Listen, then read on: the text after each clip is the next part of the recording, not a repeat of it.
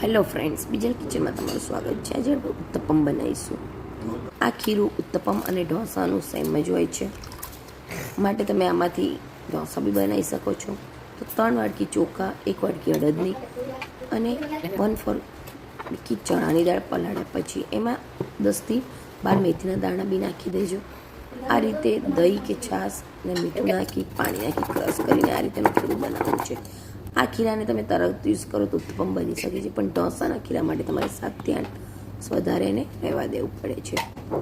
ત્યાર પછી આપણે પોતપોતાને મનપસંદ વેજીટેબલ મેનેજ કરેલી દૂધી, ટોમેટો અને કેપ્સિકમ, આદુ મરચાંની પેસ્ટ અને સાજીના ફૂલ નાખીને ખીરું તૈયાર કર્યું છે.